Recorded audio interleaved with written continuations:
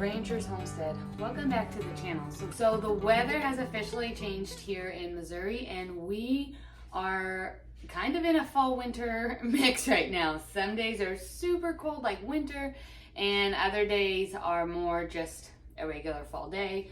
Last week I got hit hard with the sick bug and I just could not shake it. And so it got me thinking that we are right there on the cusp of cold and flu season, sickness, and during this time of the year is when I really bring out a lot of my soups and homemade stuff in terms of cooking that way for a meal. Yes, we think of soups when we're sick, but for the most part, I just love soups in general. And so I am making up today for lunch a big hearty pot of minestrone soup, homemade of course, and gluten-free. And so the first thing you're going to do is get some avocado oil into a pot. I use about 4 tablespoons of it. I hardly ever measure. And turn your stovetop on to about medium. The cool thing about this recipe is that it really, you can variate it to your liking. So I'm obviously making it gluten-free, but you can 100% make it with regular noodles and it's just fine. Everything in the recipe is gluten-free besides the noodles, and so you just choose for that. I'm actually using some venison, ground venison instead of beef. Typically I use ground beef, but we are out of beef right now. I realized when I was getting everything set up to cook that I'm out of onions. So instead of doing my diced onions that I normally do at this step, which would be a half of an onion diced, I'm just gonna go ahead and use my minced onion dried here from that I buy in bulk. So just vary it, taste it. That's the beauty of being a home cook, cooking from scratch, is you can do what feels right for you. So as the oil is heating up, I'm gonna go ahead and mince 1 clove of garlic. At this point, I would add in the half a cup of diced onions if I had it. But since I don't have that, I'm not going to add it here. I will just wait until I have my broth and everything in, and then I'll add the minced onion, because there's no real purpose in putting that into the oil and sauteing that when it's already dried and dehydrated. I'm also going to add in my meat. Now, if you wanted this to be a strictly a vegetable minestrone, that's fine. We like meat and protein in all of ours, so I'm gonna go ahead and add in my 1 pound of venison. You can use ground beef, like I said, you can use ground turkey. I mean, you can really do anything you want. If you don't want to do meat, like I said, then you don't have to. But I think it adds a nice little flavor and really makes it a complete meal, especially when we're eating it for dinner. Okay, while my garlic and my meat here is browning up, I'm gonna go ahead and slice up all the rest of my vegetables. I have 2 carrots here. These are the remaining tomatoes, little cherry tomatoes, from my garden. So I'm gonna go ahead and use those. But if you had regular tomatoes, I would use 2 medium tomatoes, dice them up nice to put in there.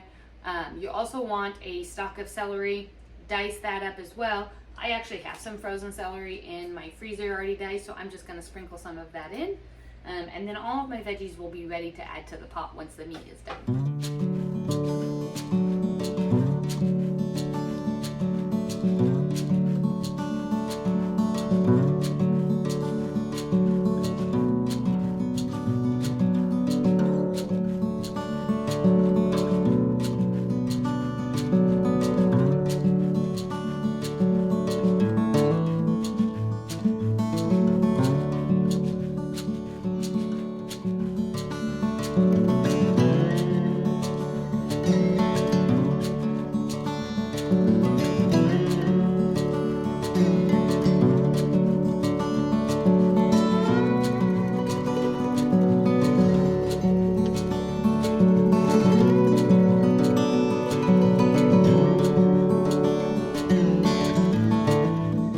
So our meat is just about all the way browned, and I'm gonna go ahead and start adding in my veggies.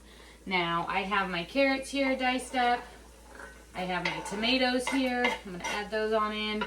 And then I usually put about 1 cup of green beans in. If you have frozen green beans, that's fine. Fresh green beans, that's fine. These are actually from the garden and they're canned. So I'm gonna go ahead and throw those in. This is definitely more probably than a cup, but I don't want to waste just half the jar, so I'm going to go ahead and throw the whole jar in, and that's where it's the beauty of just letting this make variations to whatever fits you and your family's needs.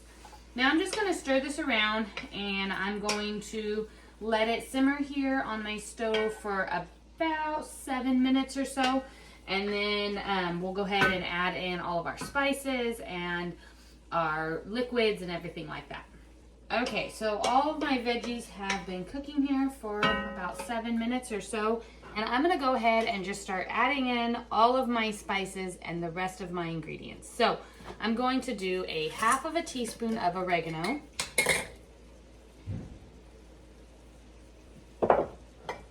I'm going to do a half a teaspoon of thyme. This is where I'm going to go ahead and add in my minced onion. I'm doing this, again, if you haven't watched the beginning of the videos, because I'm out of onion. Typically, I would dice up a fresh onion, a half of a fresh onion, and then I would have sauteed that with the meat and the garlic. Since I'm out of it, I'm going to use 2 teaspoons of dried minced onion. I'm going to do pepper just to taste. We're not super spicy people, so I would say it's probably 1/8 of a teaspoon. And 1 full teaspoon of salt. I like to use Redmond real salt. If you have watched my video that I put out last week on foods that I would, 10 healthy food swaps in my pantry, salt is one of them. So get yourself a good salt. I'm going to go ahead and add in 2 cups of water, 2 of my jars, or 4 total cups of beef broth, or you can use chicken broth. I don't have any beef broth made. I have chicken broth made, so that's what I'm putting in here. 1/4 a cup of tomato paste.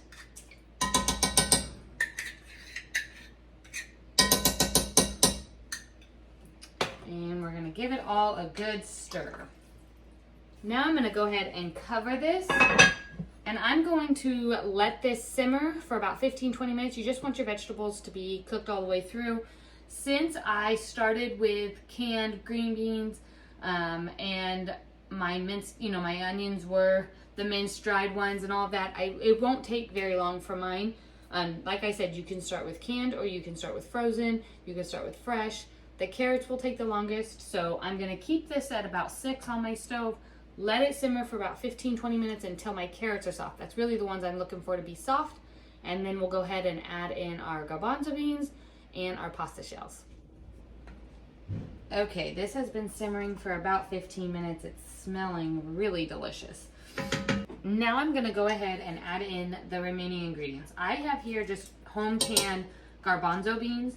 So you can just go ahead and get, they're also called chickpeas.